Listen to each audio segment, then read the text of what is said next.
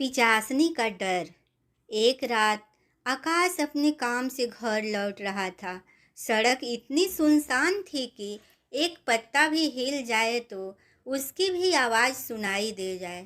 तभी अचानक से वही सुंदर लड़की उसकी बाइक के सामने आ गई। रात होने की वजह से आकाश को सिर्फ इतना ही दिखाई दिया कि कोई लड़की सामने खड़ी है, लेकिन वो कौन है उसे साफ दिखाई नहीं दे रहा था।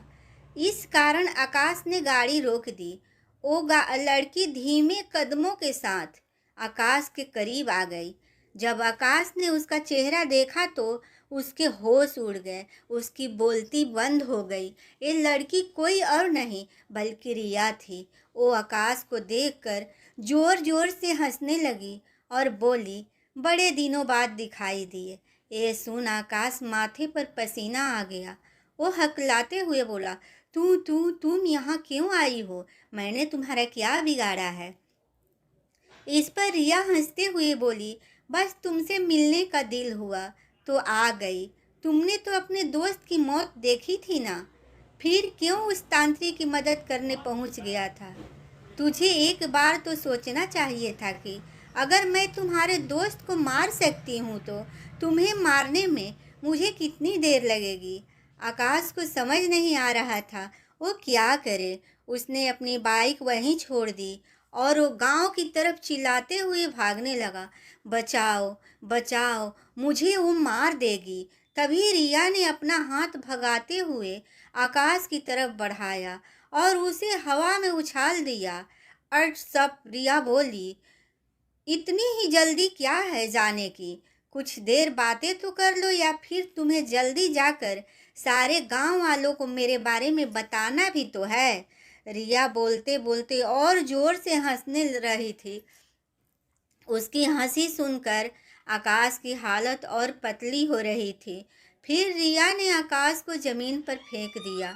उसकी वजह से आकाश को काफ़ी चोट लगी और वो खड़ा नहीं हो पा रहा था। रिया ने अपने एक साथ ऊपर किया और उसके नाखून बड़े हो गए। फिर उसने एक ही वार में अपने नाखून आकाश के पेट में डाल दिए। इसी के साथ ये भयानक रात खत्म हो गई। सुबह गांव की सड़क पर भीड़ इकट्ठा थी। सारे लोग चिंतित दिखाई दे रहे थे। आकाश की माँ लीला हाथ में टोकरी लिए गुजर रही थी। उसने जब भीड़ को देखा तो उसकी उत्सुकता जागी कि आखिर ये लोग क्या कर रहे हैं, क्या हुआ, यहाँ इतनी भीड़ क्यों लगी है। कहते हुए वो भीड़ को चीरती हुई अंदर गई और वहाँ जो उसने देखा, उसे देखकर उसके होश उड़ गए। उसके सामने उसके बेटे आकाश की लाश पड़ी थी। ना हे भगवान, ये क्या हो गया? चिल्लाते हुए लीला के हाथ से टोकरी नीचे गिर गई और वो अपने बेटे की लाश से लिपट कर रोने लगी। थोड़ी ही देर में ऋतिक को खबर पहुंचाई गई। जब ऋतिक वहां पहुंचा तो उन्हें देखकर लीला और भी गुस्से में आ गई और चिल्लाते हुए बोली, मैंने आपसे अपने बेटे के जीवन की भीख मांगी थी ना, आपके आगे हाथ जोड़े थे ना कि इसकी ज़िंदगी बचा लो। सिर्फ यही एक है जिसने उस पिचासनी को देखा था और वो इसे नुकसान पहुंचा सकती है, पर आपने क्या किया? उस पिचासनी ने मेरा सहारा छीन लिया। ऋतिक उसे शांत कराते हुए बोले, जो कुछ भी हुआ उसके लिए मैं बहुत शर्मिंदा हूँ। मुझे खुद समझ में नहीं आ रहा है कि आखिर ये सब हमारे गांव में क्या चल रहा है और मैं इस पिचासनी से अपने गांव की रक्षा कैसे करूं। इसी सोच में ऋतिक आगे बढ़ गए। भले ही वो बहुत समझदार थे, हर मुसीबत का हल उनके पास था, लेकिन थे तो आखिर वो भी इंसान ही। और एक पिचासनी से लड़ने की साहस कोई अद्भुत शक्ति वाला ही इंसान कर सकता था। वो कुछ सोच पाते, इतने में एक आदमी भागता हुआ वहां आया। उसने ऋतिक से कहा, मालिक मालिक, हमारे छोटे मालिक। नौकर से ये सुन ऋतिक को होश उड़ गए। क्या हुआ मेरे बेटे को? विजय कहते हुए कुछ ऋतिक बिना किसी की बात सुने वो घर की तरफ भाग निकले। थोड़ी देर बाद जैसे ही ऋतिक घर पहुंचा, उसने देखा कि घर के बाहर बहुत शोर मचा हुआ है। ये सब देखकर उन्हें चिंता हुई और वो दौड़ते हुए घर के आंगन में पहुंचे तो देखा कि उनका बेटा जमीन पर पड़ा हुआ था और पूरा शरीर सफ़ेद पड़ गया था। उसके पास बैठी राखी भी रो रही थी। ऋतिक ने उससे पूछा, क्या हुआ राखी? क्या हो गया हमारे बेटे को? पता नहीं अचानक से बेहोश हो गया और फिर इसका शरीर सफ़ेद पड़ने लगा। डॉक्टर को बुला लिया लेकिन उन्हें भी कुछ समझ नहीं आ रहा। उन्होंने कहा इसे शहर ले जाओ। ये सारी बातें सुन ऋतिक कुछ सोचने लगे।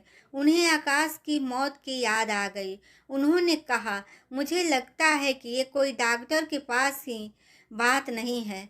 हमें इस मामले में एक बार तांत्रिक की मदद लेनी चाहिए। ये सुन सारे गांव वाले एक दूसरे को देखने लगे। इसका मतलब उस तांत्रिक ने जो कहा था वह सच हो रहा है। तो क्या होगा अब हमारा?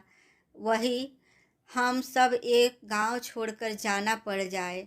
कुछ इस तरह की बातें गांव वालों ने बातें करने लगे। करीब 1 घंटे बाद तांत्रिक आया। एक कोई दूसरा तांत्रिक था। तांत्रिक ने आकर अपने मंत्र तंत्र इस्तेमाल कर दिए लेकिन बच्चे पर कोई असर दिखाई नहीं दे रहा था। वो थक हाकर बोला, ऋतिक जी, मुझे लगता है कि ये किसी ताकतवर शक्ति का काम है जिस पर मेरे तंत्र मंत्र का काम नहीं कर पा रहे हैं। इतना बोलकर वो भी वहाँ से चला गया। ऋतिक तो जैसे किसी बड़े टेंशन में चला गया। उसे आकाश की लाश और उसकी रोती हुई माँ दिखाई दे रही थी और दूसरी तरफ उसका खुद का बेटा तड़पता हुआ दिखाई दे रहा था। इन सब के पीछे वो कोई और नहीं बल्कि रिया ही थी। वही रिया जिसने आकाश और राज का कत्ल किया था। ये सब चल ही रहा था कि पीछे से एक खूबसूरत सी औरत आई। सुंदरता तो ऐसी कि एक बार कोई देख ले तो उसकी नज़र उससे ना हटे। और ट्रांसपेरेंट साड़ी पहन रखी थी। उसका गोरा पेट दिखाई दे रहा था। साथ ही उसकी अदा एकदम अलग थी। उस औरत ने भीड़ में खड़ी एक औरत से पूछा, क्या बात है, यहाँ इतनी भीड़ क्यों लगी हुई है? उस औरत ने कहा, ओ ऋतिक जी के लड़के को पता नहीं क्या हो गया। उसका पूरा शरीर सफ़ेद पड़ गया है और वो दर्द से तड़प रहा है। डॉक्टर तांत्रिक सबको बुलाकर देख लिया लेकिन उसका कोई फ़ायदा नहीं हुआ। तभी वो औरत बोली, अच्छा ये बात है। और फिर वो भीड़ से निकलकर आगे चली गई। वहाँ राखी अपने बेटे के पास रो रही थी और ऋतिक दीवार की तरफ मुंह करके सोच में पड़े थे। तभी वो औरत बोली, इस लड़के के तो मैं ऐसे ही ठीक कर सकती हूँ। मेरे लिए बाएं हाथ का काम है। उस औरत की आवाज़ सुनकर जैसे वहाँ खुशी की लहर उमड़ पड़ी। राखी और ऋतिक को अपने कानों पर भरोसा नहीं हुआ। राखी खड़ी हो गई और ऋतिक भी उसके सामने आकर खड़े हो गए। उन्होंने अपने हाथ जोड़े और कहा, मैं तुम्हारे हाथ जोड़ता हूँ, मेरे बच्चे को बचा लीजिए। उसकी ऐसी हालत देखकर वो औरत मुस्कुराई और उसने कहा, ऋतिक जी, आज की दुनिया में मुफ्त में कुछ नहीं मिलता है। हर चीज़ की कोई ना कोई कीमत होती है। ये सुन ऋतिक ने कहा, तुम्हें जो चाहिए वो सब मैं तुम्हें दे दूंगा। तुम बस मेरे बच्चे को बचा लो। मैं इसके लिए सब कुछ हारने के लिए तैयार हूँ। ठीक है, एक बार मैं आपकी पत्नी से अकेले में बात करना चाहता हूँ। उधर दूसरी तरफ आकाश के घर पर उसके माँ बाप और छोटी बहन उदास बैठे हुए थे। तभी लीला बोली, मैंने आकाश से कहा था कि घर से बाहर मत निकल। उस पिचासनी का कोई भरोसा नहीं है, लेकिन उसने मेरी एक ना सुनी। आकाश के पापा ने दुखी होते हुए कहा, अब जो होना था हो गया, उसे हम कैसे रोक सकते हैं? शायद उसकी रेखाओं में यही लिखा था। ये सुन लीला गुस्से से बोली, जो होना था वही हुआ होगा। लेकिन उस पिशाचिनी ने एक माँ का दिल दुखाया है। उसकी वजह से आज एक परिवार अनाथ हो गया है। इस दुखी माँ की हाय लगेगी उसे। वो अपने मकसद में कभी कामयाब नहीं हो पाएगी। इसी बीच आकाश की बहन अपनी माँ के पास आकर बोली, माँ आप अपना ध्यान रखो, आपको कुछ हो गया तो मेरा क्या होगा। आकाश के परिवार पर तो जैसे दुखों का पहाड़ टूट पड़ा था। वो लोग एक दूसरे को सांत्वना तो दे रहे थे, लेकिन उनके मन के अंदर भी दुख का सागर छुपा हुआ था। और इस वक्त ऋतिक भी यही हालत थी। उधर ऋतिक के घर रिया राखी को अकेले में बात करने को ले गई। ऋतिक का मन तो अपनी पत्नी को अकेले भेजने का नहीं हो रहा था, लेकिन वो भी बेटे के जीवन के आगे मजबूर था। रिया राखी के कमरे में ले गई। उसके चेहरे पर एक कुटी मुस्कान थी। तभी राखी ने कहा, बताओ क्या कीमत लगाना चाहती हो तुम मेरे बच्चे को बचाने के लिए। तुम्हारे बच्चे के तो मैं ठीक कर दूंगी, लेकिन मैं एक रात तुम्हारे पति के साथ गुजारना चाहती हूँ। तो अगर तुम एक रात के लिए अपना पति मुझे दे सकती हो तो मैं भी तुम्हारी इच्छा पूरी कर दूंगी। रिया ने अपनी इच्छा बताते हुए कहा, जिसे सुनकर राखी के पैरों तले जमीन खिसक गई। उसे समझ नहीं आया कि वो क्या जवाब दे, लेकिन उसे बहुत भयंकर गुस्सा आ रहा था। कोई औरत ऐसे बेधड़क किसी से भी उसका पति कैसे मांग सकती है। ये तुम क्या कह रही हो। तुमने कैसे सोच लिया कि मैं अपने पति का सौदा करूंगी। राखी ने चिल्लाते हुए कहा।